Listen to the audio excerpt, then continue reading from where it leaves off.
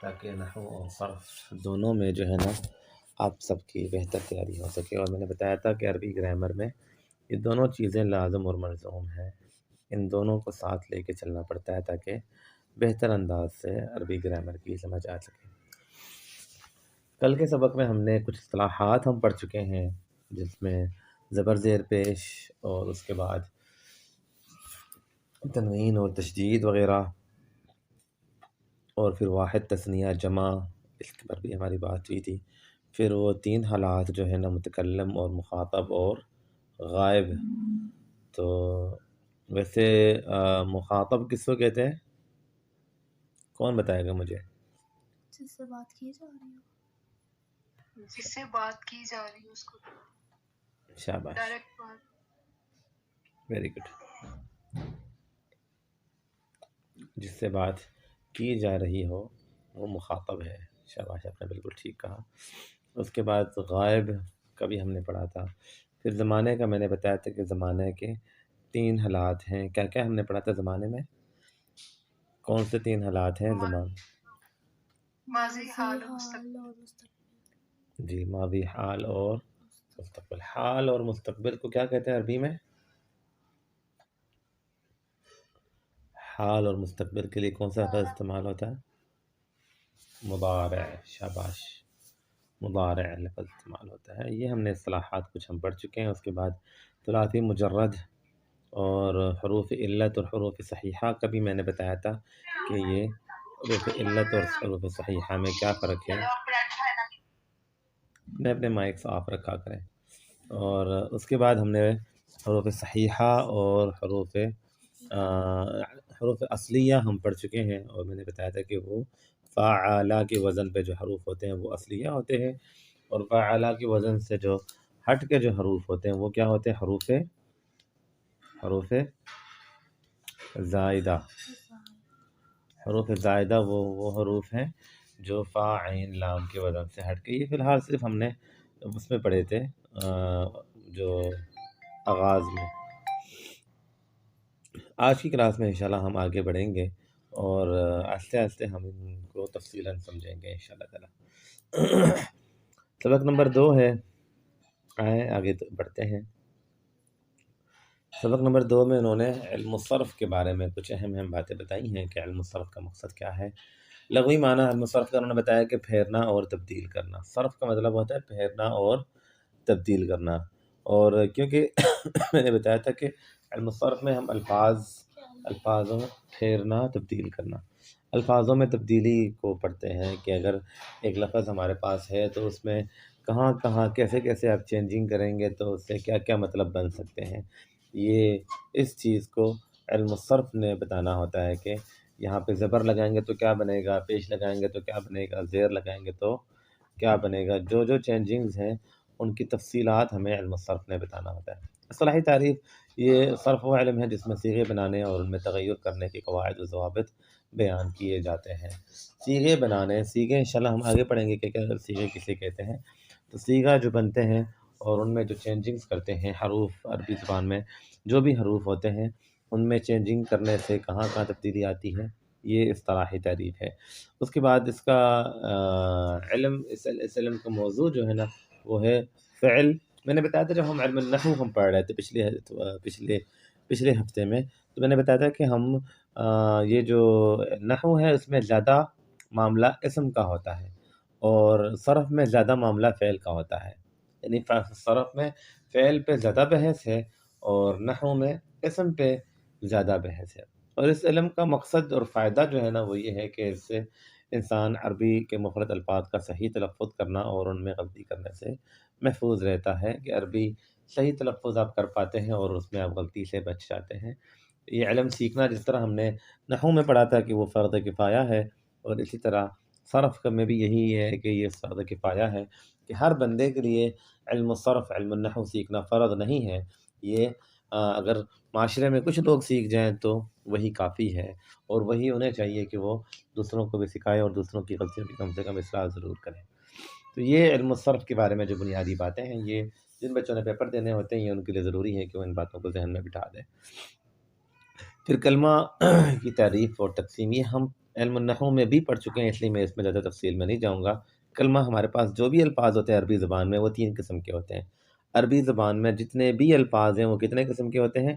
3 قسم کے۔ ایک اسم، میں ساتھ میں ہائی لائٹر یوز کر لوں تاکہ آپ کے لیے آسانی ہو جائے، اسم اور پھر فعل اور پھر حرف، 3 قسم کے ہمارے پاس الفاظ ہوتے ہیں۔ یعنی کوئی بھی لفظ آپ عربی زبان میں لیں گے تو وہ یا نام ہے کسی کا، یا پھر فعل کا مطلب ہے کوئی کام، جانا آنا، بیٹھنا لیٹنا، آؤ جاؤ کھاؤ، گیا تھا، جا رہا ہے، جائے گا، جو بھی فعل ہے، کام ہے جو کسی کا نام تو نہیں ہو سکتا، وہ فعل ہے یا اسم ہے یا پھر حرف۔ حرف میں نے بتایا تھا کہ وہ جو نہ فعل ہو، جو نہ فعل ہو اور نہ ہی اسم ہو، اسے کیا کہتے ہیں؟ حرف کہتے ہیں۔ تو یہاں پہ اسی بات کو مصنف رحمہ اللہ نے یہاں پہ بھی علم الصرف میں بھی انہوں نے ذکر کیا ہے۔ تو میں دوبارہ ایک بار ریپیٹ کر لوں، کلمہ عربی زبان میں جتنے بھی الفاظ ہیں وہ 3 قسم کے ہوتے ہیں، فعل، حرف اور اسم۔ فعل، اسم، فعل، حرف۔ اسم کسی چیز کا نام، چاہے وہ کوئی بھی چیز ہو، جس طرح دیوار ہے، زمین ہے، کتاب ہے، پین ہے، انسان ہے، جانور ہے، جن ہے، انسانوں کے بھی آگے نام ہے، یہ نام ہے، ٹھیک ہے، ملکوں کا نام ہے، شہروں کے نام ہے، جو بھی نام ہے۔ تو اس کے بعد فعل، فعل کسی کام کو کہتے ہیں، کسی بھی قسم کے کام کو آپ فعل کہیں گے کیونکہ وہ کسی کا نام نہیں ہے۔ اب اٹھنا یہ کسی کا نام نہیں ہے، بیٹھنا کسی کا نام نہیں ہے، لکھنا یہ کسی کا نام نہیں ہے، یہ کام ہے۔ اور تیسرا حرف جو نہ فعل ہو نہ اسم ہو اور سینٹنس کو آپس میں جوڑنے کے لیے یہ استعمال ہوتے ہیں، ٹھیک ہے۔ یہ 3 قسم کے ہمارے پاس الفاظ ہوتے ہیں۔ آگے بڑھتے ہیں، یہ بنیادی باتیں ہیں، مختصر آسان باتیں ہیں، اس لیے ہم ان کو فاسٹ لے کے چل رہے ہیں، اور یہ ہم نحو کی کلاس میں آلریڈی ہم پڑھ چکے ہیں۔ ان کی تدریبات بھی ان کی بالکل آسان ہیں۔ ہم آگے بڑھتے ہیں۔ اگلا جو سبق ہے وہ ہے میزان صرفی۔ میزان صرفی یہ بھی ہم کل والی کلاس میں ہم پڑھ چکے ہیں، اور میں نے بتایا تھا کہ میزان صرفی کسے کہتے ہیں؟ میزان کہتے ہیں ترازو کو۔ میزان کسے کہتے ہیں؟ ترازو کو۔ اور صرفی یعنی علم الصرف جو ہم پڑھ رہے ہیں، حروفوں کی ہیر پیر، حروفوں میں چینجنگ، ورڈز میں چینجنگز کے حوالے سے۔ اصل میں صرف اس کو اس لیے بھی کہتے ہیں، جس طرح اردو زبان میں نا اب کھانا، میں نے کہنا ہے کہ میں نے کھانا کھایا، یہ ایک لفظ ہوگا۔ کھانا کھاؤ یہ ایک اور لفظ ہے۔ کھانا کھا رہا تھا یہ ایک اور سینٹینس ہے۔ اچھا، کھانا کھائے گا یہ ایک اور سینٹینس، یعنی ہمیں چینجنگز کرنے پڑتے ہیں، پورے الفاظ چینج کرنے پڑتے ہیں، پورے نئے الفاظ ایڈ کرنے پڑتے ہیں اپنی بات میں تبدیلی لانے کے لیے۔ عربی زبان ایسے نہیں ہے۔ عربی زبان میں اکالا ایک ہو گیا، اکلت تا ایڈ کر لیا ہم نے، پھر اکلو واو ایڈ کر لیا، اچھا، اور آکل، اکلنا، اکیلت، یہ گردانے نہیں ہیں، یہ چینجنگز ہیں۔ عربی زبان میں جب ہم الفاظ بناتے ہیں، الفاظ میں چینجنگ کرتے ہیں، تو بس ہم نے زبر کی جگہ زیر، زیر کی جگہ پیش، تا ایڈ کر لیا، نون ایڈ کر لیا، میم ایڈ کر لیا، اور ہمارا پورا سینٹینس چینج ہو جاتا ہے۔ تو اس لیے عربی زبان میں ایک میزان رکھا گیا، ترازو رکھا گیا، جس ترازو کے ذریعے ہم الفاظوں کو جان سکتے ہیں۔ فرض کریں ہم کوئی ایک آسان لفظ بھی لیتے ہیں نا، جس طرح ہمارے پاس ایک لفظ، ہم قرآن پاک پڑھ رہے ہیں تو ہم پڑھتے ہیں الحمدللہ رب العالمین مالک یوم الدین، مالک، مالک ہے۔ اچھا، اب مالک کے انداز میں جو بھی لفظ آتا ہے، مالک ہو گیا۔ اچھا، اس کی طرح ہم کوئی اور لفظ لے لیتے ہیں، حاسد، اچھا، اسی طرح ایک اور لفظ لے لیتے ہیں، کاتب، قارئ، عالم، یہ سارے ملتے جلتے الفاظ ہیں، ہم نے کبھی غور نہیں کیا ہوتا، لیکن صرف نے ہمیں کہنا ہے کہ یہ الفاظ ملتے جلتے ہیں۔ پھر جب انسان صرف سیکھتا ہے تو پھر معلوم پڑتا ہے کہ ہاں واقعی میں یار یہ سارے ملتے جلتے ہیں، ایک ہی سٹائل ہے، ایک ہی شیپ ہے، ایک ہی ڈیزائن ہے، ایک ہی انداز ہے، بولنے کا طریقہ بھی سیم ہے، تو پھر ان کے الفاظوں کے معنی بھی سیم ہوتے ہیں، ٹھیک ہے۔ یعنی ہم اگر کاتب ہے لکھنے والا تو قاری پڑھنے والا، اچھا، اسی طرح ہم اس کو بدلتے ہیں، عاقل کھانے والا، اچھا، اسی طرح ایسے یعنی اب اس اسٹائل میں جو بھی آپ لفظ لائیں گے وہ کوئی کام کرنے والے کا ہی ہوگا، ٹھیک ہے، وہ کوئی کام کرنے والا، اسی کے بارے میں اسی کا نام آپ دے رہے ہوں گے۔ تو اس لیے اس کو میزان صرفی کہتے ہیں کہ اس کے ذریعے آپ ترازو کے ذریعے آپ ڈیسائیڈ کریں کہ اس لفظ کا مطلب کیا ہے. ایک لفظ کو ہمارے پاس ایک لفظ ہوگا جس کو ہم پڑھیں گے، جس کا مطلب ہم سمجھیں گے، تو اس کے برابر جو بھی لفظ آئے گا وہ اسی انداز میں ہم اس کا معنی بھی نکالیں گے. پھر یہاں پہ مصنف کہہ رہے ہیں کہ جی الفاظ جو عربی زبان میں ہیں ان کے ترازو کے ہمارے پاس 3 قسم کے ترازو ہوتے ہیں. ایک انہوں نے بتایا کہ جی ثلاثی مجرد ہے، ایک ثلاثی مجرد ہے. ثلاثی مجرد میں 3 حروف ہوتے ہیں، فا عین لام، فا عین لام، یہ 3 حروف ہمارے پاس ہوں گے ثلاثی مجرد. ان کے وزن پہ ہمارے پاس حروف ہوں گے. فرض کریں ہمارے پاس ایک لفظ ہوگا کاتابا، کاف تا با، کاتابا. یہ اب کاتابا فا عین لام، 3 حروف نیچے ہیں، 3 حروف اوپر ہیں، سیم تینوں پہ زبر ہے، تینوں پہ زبر ہے، تینوں کا. اب فعلا کا جو معنی نکلے گا نا تو اس کے معنی میں جو چیزیں ہوں گی وہ ملتی جلتی چیزیں کتبہ میں بھی ہوں گی. اب فرض کریں فعلا یہ ایک کے لیے استعمال ہو رہا ہے، ایک انسان کے لیے واحد کا ہے تو کتبہ بھی واحد ہوگا. اب فعلا مذکر ہے تو کتبہ بھی مذکر ہوگا. فعلا اس شخص کے بارے میں جو یہاں نہیں ہے تو کتبہ بھی اس شخص کے بارے میں جو یہاں پہ نہیں ہے. تو فعلا فعل ماضی ہے، کتبہ بھی فعل ماضی ہے. یعنی ایک لفظ کو آپ سمجھ لیں تو اس سے اس ترازو کے ذریعے آپ باقی الفاظوں کے معنی بھی سمجھ جائیں گے. اب کتبہ کے جگہ میں کہتا ہوں ناصارا، نون میں یہ ساتھ ساتھ لکھ لوں،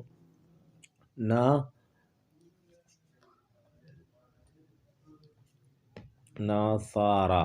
اب نون پہ زبر ہے، صاد پہ زبر ہے، را پہ زبر ہے، ناصارا فعالا.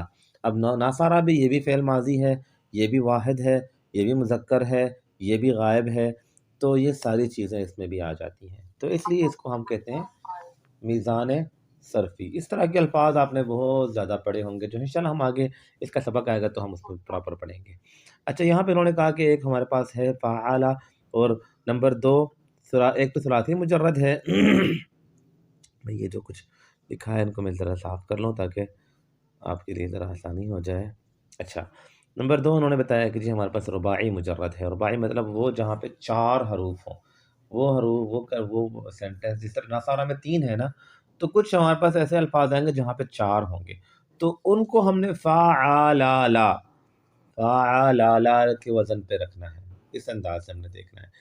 اچھا اگر 5 ہوں گے تو پھر فعالالا.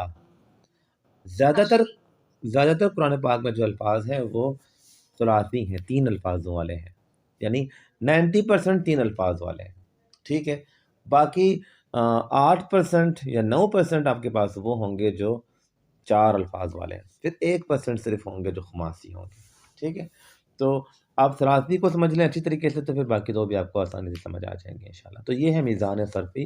میزان کہتے ہیں ترازو کو. صرف کا علم الصرف کا جو ترازو ہے جس کے ذریعے ہم الفاظوں کے معنی کو پہچانتے ہیں اور ملتے جلتے الفاظوں کے معنی ہم نکال پاتے ہیں، اسے کہتے ہیں میزان صرفی.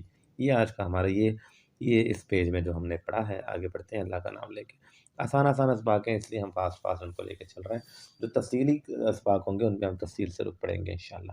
اچھا یہ اگلا جو سبق رکھا ہے فعل کی تقسیم. فعل میں انہوں نے بتایا، اور یہ ہم پہلے بھی پڑھ چکے ہیں کہ فعل ہمارے پاس کتنے قسم کے ہیں؟ 3 قسم کے ہیں. فعل ماضی جس میں ہم ماضی کے بارے میں، گزشتہ زمانے کے بارے میں بات ہوتی ہے. یہاں لکھا ہے فعل ماضی وہ فعل ہے جو کسی کام کے گزشتہ زمانے میں واقع ہونے پر دلالت کرے، جیسے کاتابا اس نے لکھا، اکالا اس نے کھایا. تو سب سے پہلا فعل ہمارے پاس فعل ماضی ہے. ٹھیک ہو گیا. فعل ماضی کون سا فعل ہے؟ جو گزشتہ زمانے پہ دلالت کرے. میں کہتا ہوں کھانا کھا لیا، کتاب پڑھ لی، نماز پڑھ لی، اسکول چلا گیا، یعنی کوئی بھی کام ہے جو ہو چکا ہے اس کے لیے ہم وہ فعل ماضی کہیں گے. اور فعل مضارع وہ کام جو ابھی ہو رہا ہے، حال اور مستقبل. مضارع میں 2 چیزیں ہوتی ہیں، کون سی ہوتی ہیں؟ حال اور مستقبل. یاد رکھیں اس چیز کو، حال پلس مستقبل. ٹھیک ہے. اچھا اپنے مائکس نا آف رکھا کریں، مائک جس کا آن ہے وہ آف کر لیں. اچھا اس کے بعد نمبر 3 ہمارے پاس فعل امر ہے. یعنی فعل مضارع میں جو ہوگا، یہ فعل مضارع میں اس طرح کے سینٹنس ہوں گے: کھا رہا ہے یا پھر کھائے گا، پڑھ رہا ہے یا پڑھے گا، دیکھ رہا ہے یا دیکھے گا. اس طرح کے جو سینٹنس ہوں گے انہیں ہم فعل مضارع کہیں گے، ٹھیک ہے۔ اس کے آگے ہم اس کی تفصیل پڑھیں گے انشاءاللہ۔ اور نمبر 3 ہمارے پاس فعل امر ہے۔ عربی زبان میں کسی کو جب ہم حکم دیتے ہیں نا کہ یہ کام کرو، پڑھو، لکھو، دیکھو، چلو، بیٹھو، اٹھو، جو بھی ہم کسی بھی کام کے لیے کسی کو کہتے ہیں تو وہ فعل امر ہے، فعل امر ہے۔ اس کے کچھ رولز ہیں جو ہم آگے پڑھیں گے۔ تو انہوں نے بتایا کہ جی فعل کی تقسیم ہمارے پاس 4 قسم کی تقسیمات ہیں۔ ایک فعل ماضی مضارع امر کے لحاظ سے ہم تقسیم کرتے ہیں، یعنی کسی بھی فعل کو جب تقسیم کرتے ہیں نا تو وہ 4 قسم کے، یہاں پہ میں ذرا کنفرم کر لوں 4 ہی ہے نا جی 4 ہی ہیں، 4 انداز سے فعل کی تقسیم کیے جاتے ہیں۔ ایک تو فعل کو تقسیم کرتے ہیں ماضی مضارع اور امر پہ، کہ یہ فعل ماضی ہے، یہ فعل مضارع اور یہ فعل امر جو ہم نے پڑھ لیا۔ آگے وہ کہہ رہے ہیں کہ فعل کی تقسیم میں دوسری تقسیم ہے فعل لازم اور فعل متعدی۔ آپ نے کہنا یہ فعل لازم اور فعل متعدی کیا چیز ہے؟ اچھا یہاں پہ یہ کہہ رہے ہیں کہ فعل لازم وہ فعل ہے جس کا اثر فاعل تک محدود رہے اور بذات خود مفعول به کو نصب نہ دے، جیسے نام الطفل۔ عربی زبان میں جو ہم نے نحو کی کلاس میں ہم شروع میں پڑھ چکے ہیں کہ جو بھی جملہ فعلیہ ہوتا ہے نا، جملے کی 2 قسمیں ہوتی ہیں، ایک جملہ فعلیہ، جملہ اسمیہ۔ تو جملہ فعلیہ ہوگا جو یعنی فعل سے جو جملہ سٹارٹ ہو رہا ہے، ورب سے جو جملہ سٹارٹ ہو رہا ہے، اس میں ہمیشہ 2 چیزیں ضرور ہوتی ہیں اور ایک کبھی کبھی۔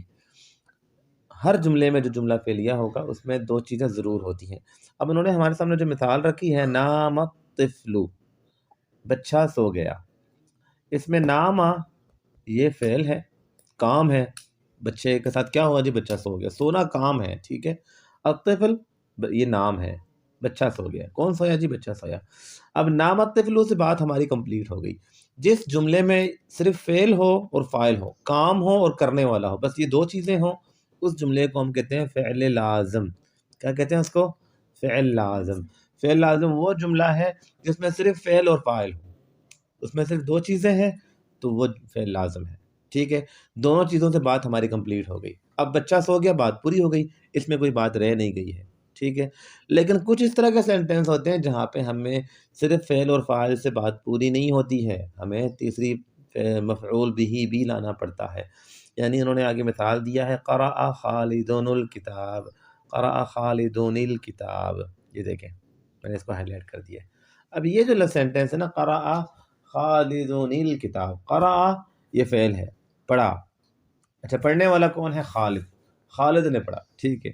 اب خالد نے پڑھا، بات پوری نہیں ہوئی، کیا پڑھا ہے جی، کیا پڑھ رہا ہے خالد؟ خالد نے کون سی چیز پڑھی ہے؟ تو میں کہتا ہوں الکتاب، خالد نے کتاب پڑھی ہے۔ تو کچھ اس طرح کے جملے ہوتے ہیں جہاں پہ فعل اور فاعل سے جملہ انکمپلیٹ ہے، فعل اور فاعل سے بات پوری نہیں ہوتی ہے، ہمیں اس میں مفعول به بھی ایڈ کرنا پڑتا ہے۔ مفعول به بھی ہم ایڈ کرتے ہیں جس طرح یہاں پہ ہے، اور ہمیشہ مفعول به یہاں پہ لکھا ہے کہ خود مفعول به کو نصب نہ دے۔ نصب مفعول به جو ہے نا اس پہ ہمیشہ نصب ہوتا ہے۔ نصب مطلب یہ ہے کہ اس کے لاسٹ میں ہم زبر لگاتے ہیں۔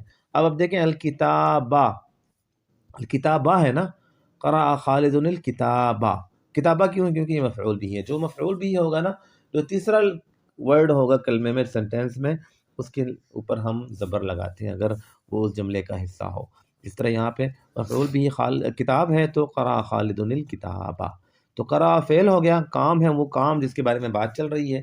پھر پڑھنے والا کون ہے جی؟ خالد ہے۔ قرأ خالد، پڑھی ہے خالد نے، کیا پڑھی ہے خالد نے جی؟ الکتاب، کتاب مفعول به ہے، ٹھیک ہے۔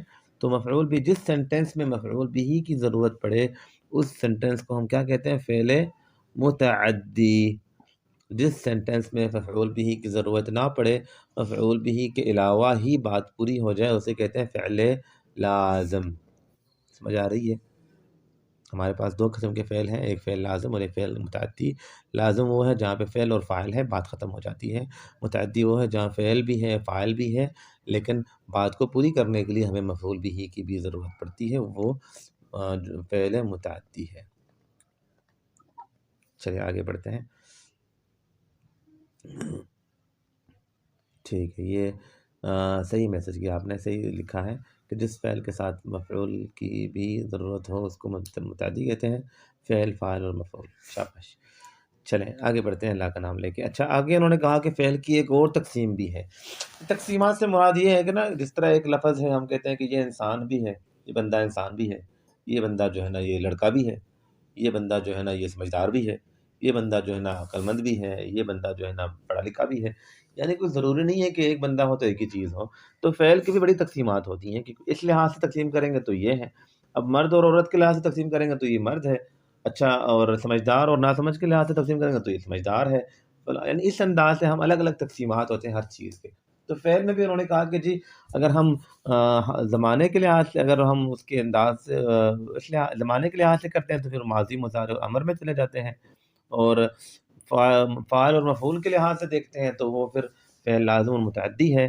آگے انہوں نے جو تیسری تقسیم انہوں نے بتائی ہے یہاں پہ مصنف رحمہ اللہ نے، تو وہ ہے فعل معروف اور فعل مجہول. فعل معروف اور فعل مجہول. ایک منٹ میں ذرا دیکھوں اگلا سبق کون سا ہے. چلیں اگلا سبق تھوڑا سا ٹف ہے، آج ہم یہیں تک پڑھیں گے انشاءاللہ، فعل مثبت اور منفی تک. یہ سبق نمبر 3 آج ہم مکمل کریں گے انشاءاللہ. اچھا، فعل معروف اور مجہول. ہمارے پاس جو سینٹینس ہوتے ہیں نا، ایک تو یہ اردو زبان میں آپ کو سمجھاتا ہوں. ایک تو میں کہتا ہوں کہ محمد نے کتاب پڑھی ہے. ٹھیک ہے، محمد نے کتاب پڑھی ہے. چلیں، میں کہتا ہوں کہ جو ہے نا احمد نے کھانا کھا لیا ہے. ٹھیک ہے، احمد نے کھانا کھا لیا ہے. بات میری پوری ہو گئی. اب آپ سے میں پوچھتا ہوں کہ کون سا کام، کس بارے میں بات ہو رہی ہے، تو آپ نے کہنا ہے کہ کتاب پڑھی ہے. محمد نے کتاب پڑھی ہے تو کتاب پڑھی گئی ہے نا، کتاب پڑھنے کے بارے میں بات ہو رہی ہے. اچھا، پڑھی کس نے ہے؟ آپ نے کہنا ہے محمد نے پڑھی ہے. تو جس سینٹینس میں کام بھی معلوم پڑ رہا ہے کیا ہے، پڑھنے والا، کام کرنے والا کون ہے اس کا نام بھی ہو، اس سینٹینس کو ہم کہتے ہیں فعل معروف. کیا کہتے ہیں؟ فعل معروف. فعل معروف. فعل معروف میں انہوں نے کہا خلق اللہ، پیدا کیا اللہ نے. پیدا کرنے والا کام کیا ہے؟ پیدا کرنا. پیدا کرنے والا کون ہے؟ اللہ ہے. تو خلق اللہ، اللہ نے پیدا کیا. بات پوری ہو گئی.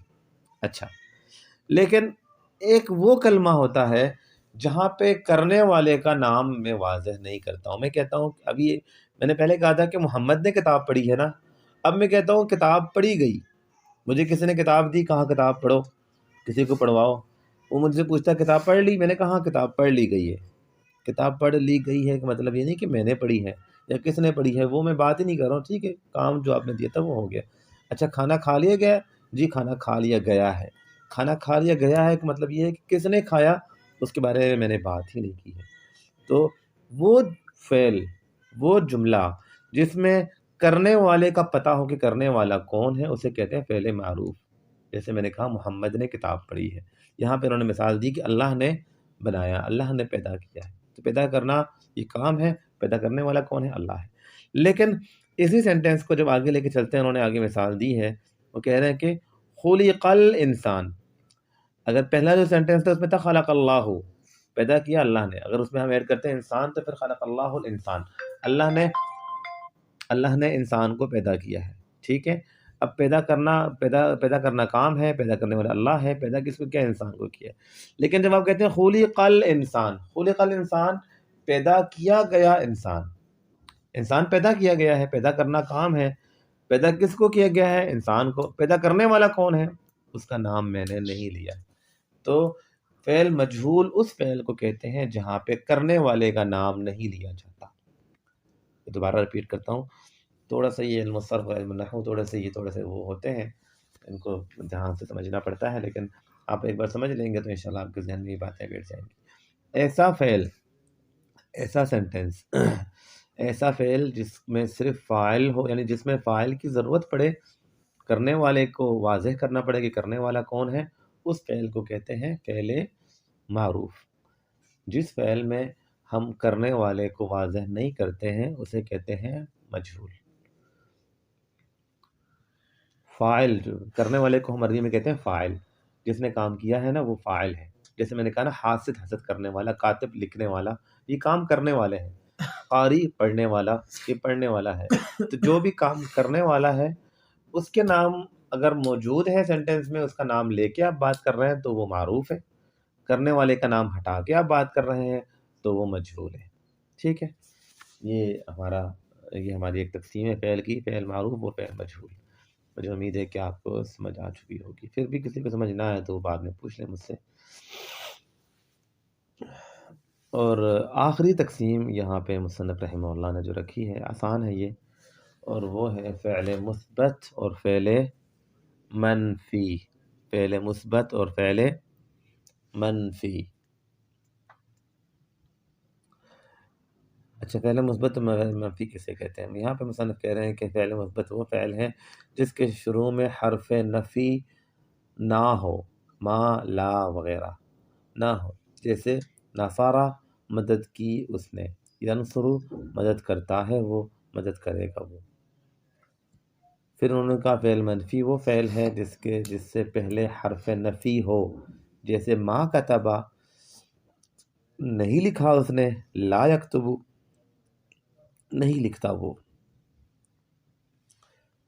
یہ تو بالکل ہی سمپل سی بات ہے، آپ سمجھ سکتے ہیں. یعنی وہ کہہ رہے ہیں کہ ہمارے پاس فعل دو قسم کے ہوتے ہیں، ایک وہ فعل ہے جو پازیٹیو میں ہے اور ایک وہ فعل ہے جو نیگیٹو میں. ایک فعل میں آپ نے کہنا ہے کہ یہ کام ہوا ہے، ایک فعل وہ ہے جس میں آپ کہتے ہیں یہ کام نہیں ہوا ہے. بس اتنی سی بات ہے. دو قسم کے فعل ہوتے ہیں، ایک وہ جس میں کام پازیٹیو میں ہے، کام ہونے کی بات ہو رہی ہے، جی کھانا مدد کی گئی، کھانا کھایا گیا، کتاب پڑھی گئی، کام کھیل لیا گیا، جو ہے نا وہ چیز لی گئی، اسکول جایا گیا، کلاس آپ نے لی ہے. جو بھی کام ہے وہ پازیٹیو میں ہوگا کہ کر لیا گیا ہے، ٹھیک ہے. اسے کہتے ہیں فعل مثبت، جس میں ما، لا وغیرہ نہ ہو. کیونکہ عربی زبان میں کسی بھی سینٹنس، کسی بھی ورڈ کو جب آپ نفی بناتے ہیں نا تو آپ کو اس کے ساتھ کچھ الفاظ ایڈ کرنے پڑتے ہیں جو ہم آگے پڑھیں گے، جن میں سے ما ہے. میں جب کہوں گا کہ ما فعل، ما کتبا نہیں لکھا، ما قرأ نہیں پڑھا، ما جلسا نہیں بیٹا، ٹھیک ہے. تو اسی طرح لا تأکل نہ کھاؤ، لا تلبس نہ پہنو، لا تمشی نہ چلو، لا تنم نہ سو.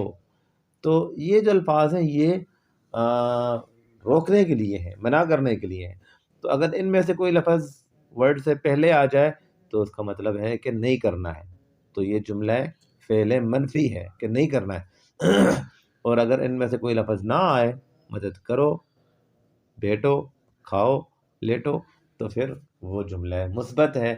اور یہ اردو میں بھی ہم پڑھ چکے ہیں، اردو میں بھی ہم پڑھتے آ رہے ہیں، اس لیے اس میں کوئی مشکل بات ہی نہیں ہے. مجھے امید ہے کہ آپ سمجھ چکے ہوں گے. اچھا میں چیک کروں شاید کسی کا میسج آیا ہو. ما ماضی کے لیے استعمال ہوتا ہے اور لا مضارع کے لیے استعمال ہوتا ہے. یہ اچھی بات انہوں نے کی ہے کہ ما ماضی کے لیے استعمال ہوتا ہے اور لا مضارع کے لیے استعمال ہوتا ہے. Very good. ہم نے آگے پڑھنا تھا لیکن اچھا ہوا آپ نے پہلے ہی بتا دیا، ماشاء اللہ. ما جو ہے نا، ما یہ ماضی کے لیے استعمال ہوتا ہے. یعنی جب میں نے کہنا ہے ما قرأ نہیں پڑھا، ما جلسا نہیں بیٹا، ٹھیک ہے. لیکن اگر میں نے مضارع کے لیے یعنی حال یا مستقبل کے لیے کہنا ہو تو پھر لا استعمال کروں گا. لا تأکل، لا تجلس، لا یجلس، اور اس طرح کے الفاظ. اسی طرح اور بھی استعمال ہوتے ہیں الفاظ ہمارے پاس. لم، لن، یہ الفاظ بھی استعمال ہوتے ہیں. اور دیگر اور بھی الفاظ ہیں جو انشاءاللہ ہم آگے تفصیلاً پڑھیں گے. اچھا اب آئے سوالات و تدریبات. پہلا انہوں نے سوال رکھا ہے مندرجہ ذیل کی تعریف مع مثال لکھیں. آج ہم مشق جو سوالات ہیں یہ ہم پڑھ رہے ہیں، لیکن اس طرح جن بچوں نے نحو کی کلاس بھی لی ہے میرے ساتھ، تو ہم نے نحو میں بھی یہ چیز رکھی تھی کہ یہ جو مشقیں ہیں یہ آپ نے خود حل کر کے مجھے واٹس ایپ پہ میسج کرنا ہے. گروپ میں بے شک کر دیں یا مجھے پرسنل میں کر دیں، لیکن آپ نے ضرور مجھے میسج کرنے ہیں اور یہ سوالات آپ نے حل کرنے ہیں. آج ہمارا جو ہے نا وہ آسان سبق ہے، تو اس لیے میں ان کو حل کر رہا ہوں آپ کے ساتھ ساتھ. انہوں نے کہا کہ ان کی تعریف بیان کریں. فعل ماضی، فعل ماضی کی تعریف بیان کریں. وہ فعل جو، کون بتائے گا فعل ماضی کی تعریف کیا ہے؟ وہ کام جو ہو چکا ہے، کام ہو چکا ہے، گزشتہ اس زمانے کا زمانہ گزر چکا ہو. جو گزشتہ زمانے پہ ہو. شاباش. کوئی اور بتائے؟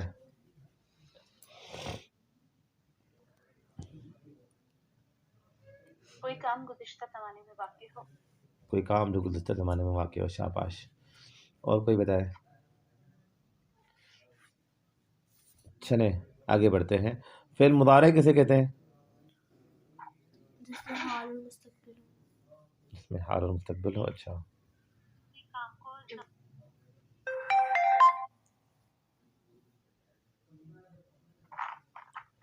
ابھی کس نے بتایا؟ میرے پاس میں آواز نہیں آ رہی تھی، دوبارہ بتائیں کیا کہہ رہے تھے؟ فعل فعل ہے جو کسی کام کا زمانہ حال یا مستقبل میں واقع ہونا بتائے. شاباش، ویری گڈ.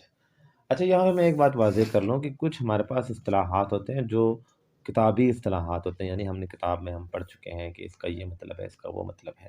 جس طرح بھی جنہوں نے بتایا نا اس فعل مضارع کی تعریف جنہوں نے کی ہے، تو کچھ تو اس انداز میں ہوتے ہیں. یہ آپ اگر یاد کر لیتے ہیں نا جو کتاب میں تعریف لکھی ہوتی تو اچھی بات ہے، لیکن اگر آپ اس کو یاد نہیں کرتے ہیں، جسٹ نارملی آپ اپنے انداز میں بھی ایکسپلین کرتے ہیں تو بھی اچھی بات ہے. ٹھیک ہے، اگر آپ کے پاس یاد کرنے کا ٹائم نہیں تو آپ جسٹ اپنے الفاظوں میں بھی اس کو آپ واضح کر سکتے ہیں. اچھا یہ ہو گیا فعل مضارع، وہ فعل جو حال یا مستقبل کے زمانے پر دلالت کرے. شاباش. فعل امر، جس میں حکم دیا جائے. وہ فعل جس میں کسی کام کا حکم دیا جائے، جیسے اذکر ذکر کر، اشکر شکر کر. ویری گڈ، ماشاء اللہ ماشاء اللہ. کوئی اور بتائے؟ یہ وہ فعل ہوتا ہے جس میں کسی کام کے کرنے کا مطالبہ کیا جائے مستقبل کے زمانہ میں. مستقبل یا حال میں؟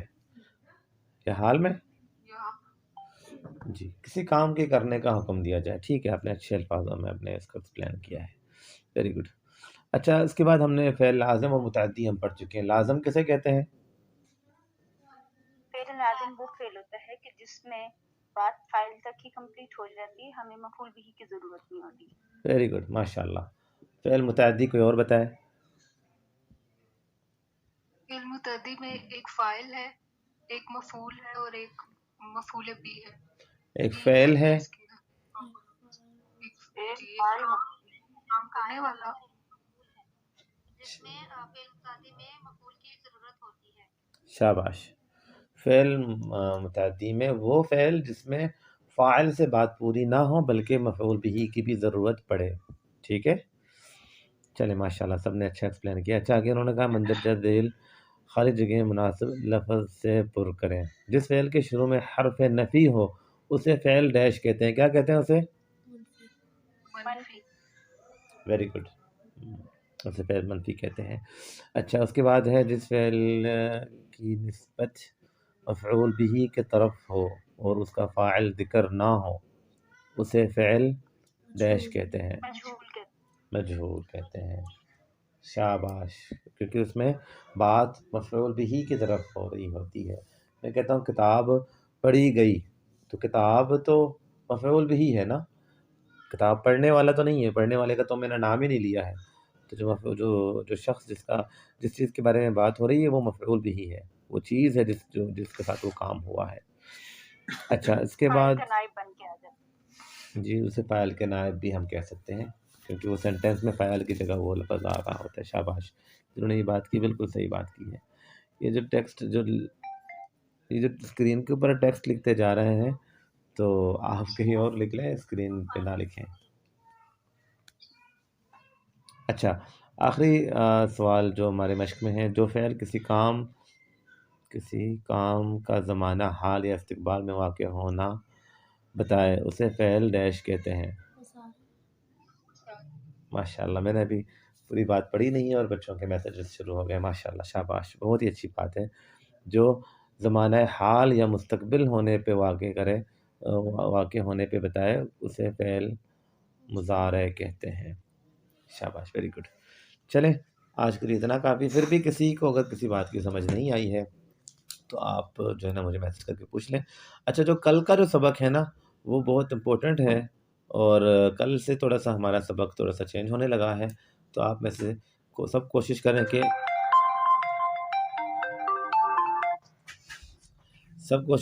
کل سے کوئی کلاس مس نہ ہو. اور مجھے امید ہے کہ کل اور پرسوں کی جو کلاسیں ہیں وہ بہت امپورٹنٹ ہیں، تو آپ ان میں سستی نہ ہونے دیں. چلو سبحانک اللہم و بحمدک، اشہد ان لا الہ الا انت، نستغفرک و نتوب الیک. السلام علیکم و رحمۃ اللہ.